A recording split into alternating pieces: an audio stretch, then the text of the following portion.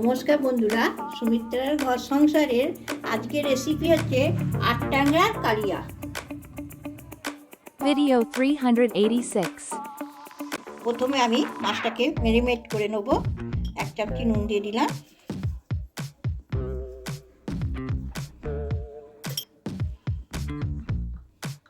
হলুদ গুঁড়ো দিয়ে দিলাম 1 চামচি, লঙ্কা গুঁড়ো দিয়ে দিলাম 1 চামচি। ভালো করে মেখে নেব।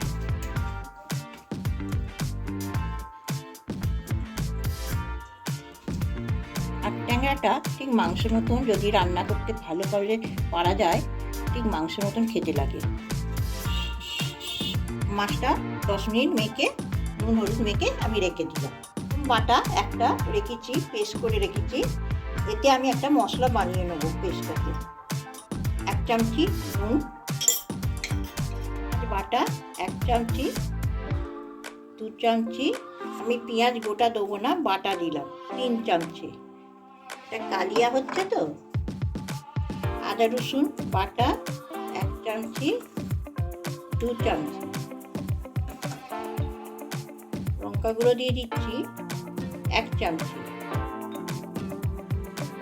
হলুদ গুঁড়ো 1 চামচি, 1.5 চামচি,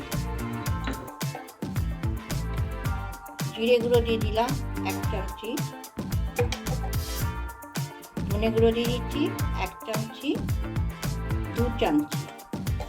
ভালো করে মিশিয়ে নেব মশলাটা। আমি আর কোনো মশলা ব্যবহার করব না। মশলাটা মেশানো হয়ে গেছে, আমি এবার রেখে সরষের তেল দিয়ে দিচ্ছি কড়াতে।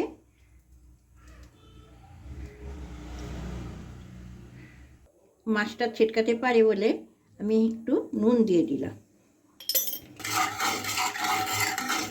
মাছগুলোকে ভেজে নেব।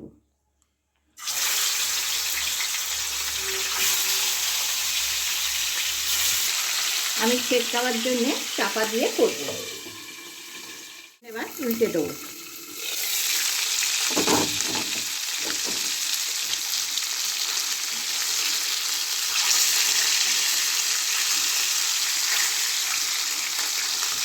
ননস্টিকে ভাজছি কেন, মাছগুলো বড্ড আটকে যায়, ওই জন্য ননস্টিকে ভেজে দিচ্ছি মাছগুলো।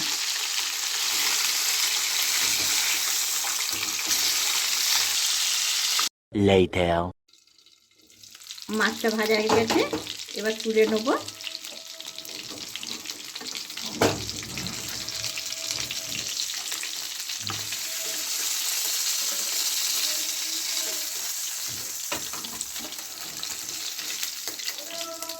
তেল অনেকটা আছে, আমি আর তেল দেবো না। এখানে আমি পেঁয়াজ পাতা কুচে রেখেছি, দিয়ে দিচ্ছি। ভালো করে ভেজে নেব।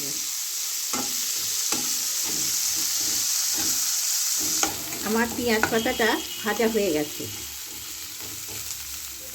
এবার আমি মশলাটা যেটা তৈরি করে রেখেছি, মশলাটা এবার দিয়ে দেবো।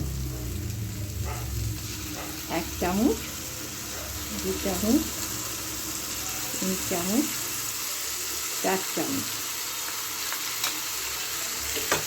মশলাটা দিয়ে ভালো করে কষে নেব। সব রকম বাটা থাকলে কালিয়াটা খুব সুন্দর খেতে লাগে।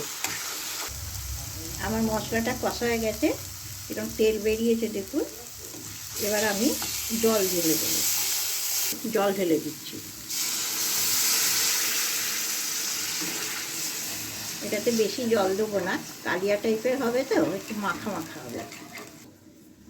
ধনে পাতা কুচি দিয়ে দিচ্ছি। ধনে পাতাটা একটু বেশি দিয়েছি, সেন্টটা লাগবে, ভালো লাগবে। A few moments later. এবার আমি ঝোলটা ফুটে গেছে, এবার আমি মাছগুলোকে দিয়ে দিচ্ছি। একটু সেদ্ধ হওয়ার জন্যে আমি চাপাটা দিয়ে দিলাম। Later. আমার কিন্তু কালিয়াটা হয়ে গেছে, একদম একদম মাখো মাখো টাইপের হয়ে গেছে। এবার আমি গরম মশলা গুঁড়ো দিয়ে দেবো।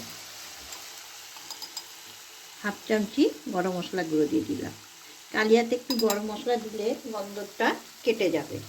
ভালো লাগলে রেসিপিটা আমাকে সাবস্ক্রাইব করবেন, লাইক করবেন, কমেন্ট করবেন।